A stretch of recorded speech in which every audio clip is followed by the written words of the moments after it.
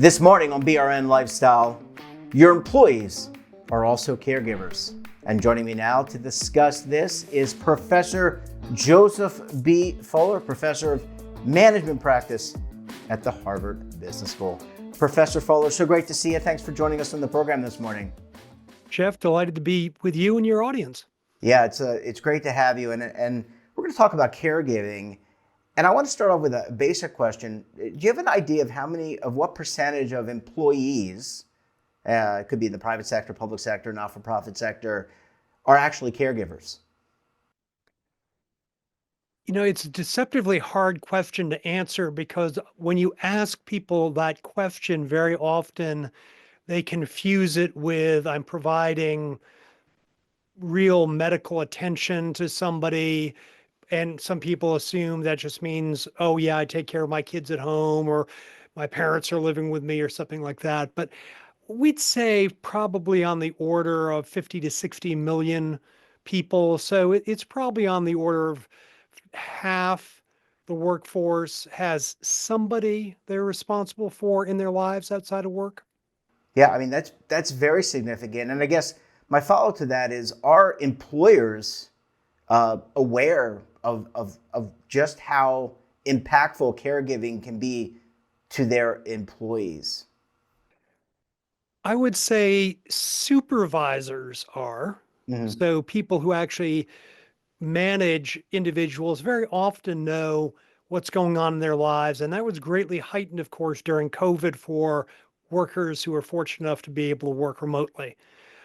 However, institutionally, most employers are only aware of it generally and also through the lens of even the CEO supervises some people and their own life history. But companies have not traditionally understood that caregiving very much affects the productivity, attendance, and critically, from an economic point of view, the economics of turnover, people either taking actions that lead them to be fired or more commonly cause them to resign a position because they just can't balance the demands of work and their personal obligations. And that's a big number. So part of our research here at Harvard Business School is to try to emphasize that employers need to look into those economics, how caregiving drives their costs, and therefore is something they should be concerned about. Yeah, and do you think that there is an awakening? I mean, we have an aging society, like many other societies. America is not unique in that regard. Europe, China, Asia, et cetera. They're around the world. There are aging societies. So are employers starting to awaken? I mean, obviously, research organizations like yours are performing research and providing it. I have to assume that there's some kind of awakening going on. I would say there is, and it's being driven by several considerations. There's a hangover from COVID. And now that employers are trying to find a new balance between hybrid and in-person work for their white collar workers are able to work hybrid, care is coming up a lot more in the considerations as companies call people back more to work in offices and getting pushback. There's another consideration, which is while caregivers are men and women, women are a particularly important focus for employers. Now, historically, we would have thought of that through a DEI lens, but there are a couple of other reasons for it. Women are a significant majority of all college students right now, law school students, medical school students, PhD candidates. Not every PhD programs, but all PhD programs added together, you look at gender, women are high 50%. And also, women are generally significantly outperform men on skills we call social skills. Basically the ability to interact with others, effectively go into unfamiliar groups, be empathetic, be a effective negotiator, not thumping the table, but working out a problem with another. Well, employers are increasingly seeking people with post-secondary credentials And as automation takes over more and more technical tasks in work, what's left that's important, that really distinguishes an effective worker from not, are those social skills. So there's this multiple factors causing particularly large companies to say, how can I make my workforce more women friendly, more mom, daughter, daughter-in-law friendly than historically? And that's very, very early. And only a few employers, I think, are really bringing a new set of insights to this and trying some things, some experiments. So there's a long way to go, but demographic factors and the changing nature of work are going to give this whole issue a bit of a tailwind. Yeah, and you mentioned flexibility that COVID, I think, in some ways it was good. In a lot of ways it was bad. But in terms of that flexibility being a key driver for employment, how can employers step up? What can they do? And you mentioned that there are some larger employers experimenting. But what can employers do? Whether you're a smaller business, whether you are a large corporation or a large government, what can they do to help out their employees? Well, the first thing we have to recognize is only about 40% of workers, maybe even a little less than that, really can work remotely. They're frontline workers, what we call essential in COVID.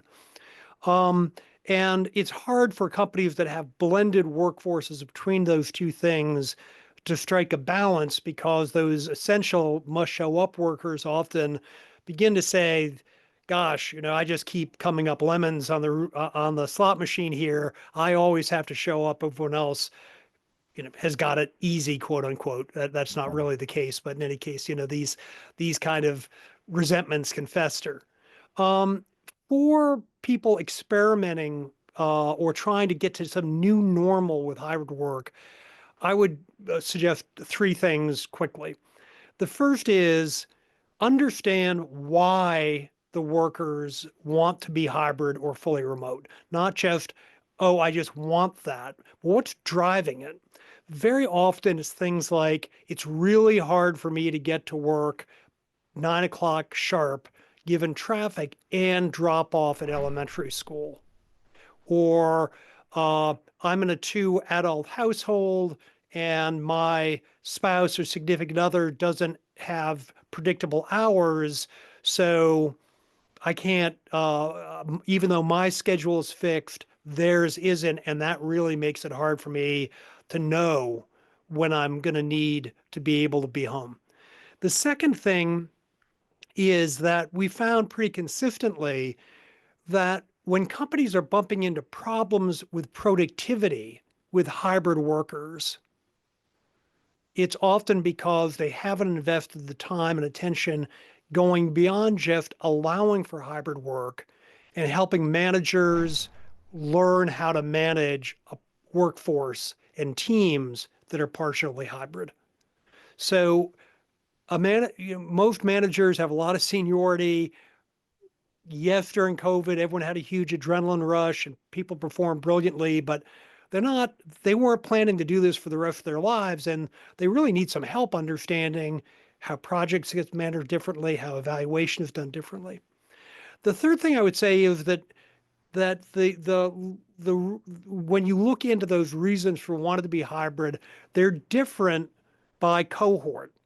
So an older worker is much more likely to have a spousal care situation or older parents or other adult dependents, whereas the dreaded sandwich generation of people in their 40s maybe looking after their folks and kids that are still at home, things like that.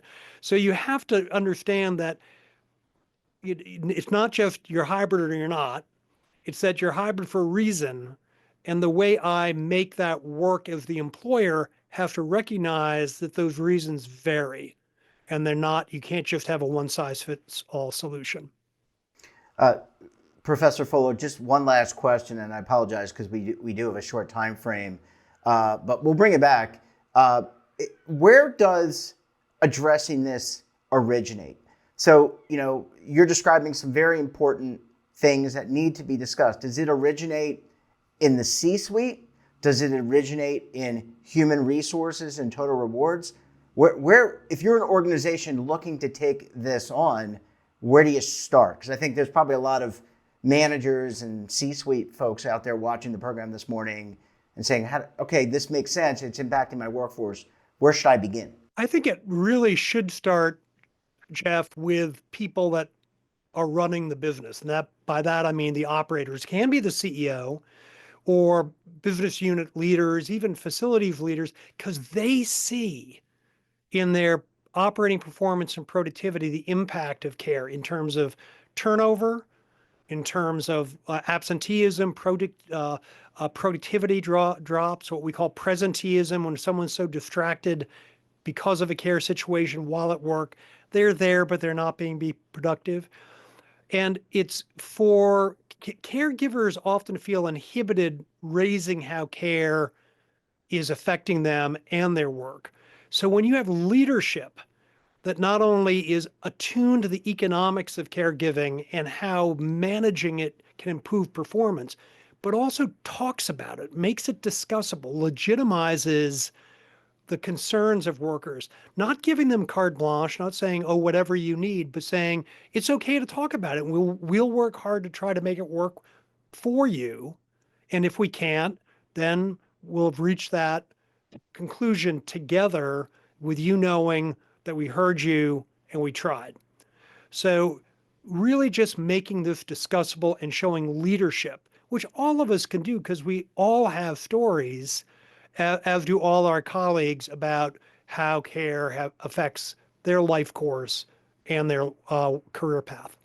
Yeah, well, there's a lot of things that HR and businesses have on their plate. This is an important one because it affects your workforce, of course. Professor Fuller, we're going to have to leave it there. Great to see you. Thanks for joining us. Excellent analysis, and we look forward to having you back on the program again very soon. Jeff, that'd be my pleasure. Thank you. And don't forget to subscribe to our daily newsletter, The Morning Pulse, for all the news in one place. Details, of course, at our website. And we're back again tomorrow for another edition of BRN. Until then, I'm Jeff Snyder. Stay safe, keep on saving. Don't forget, roll with the changes.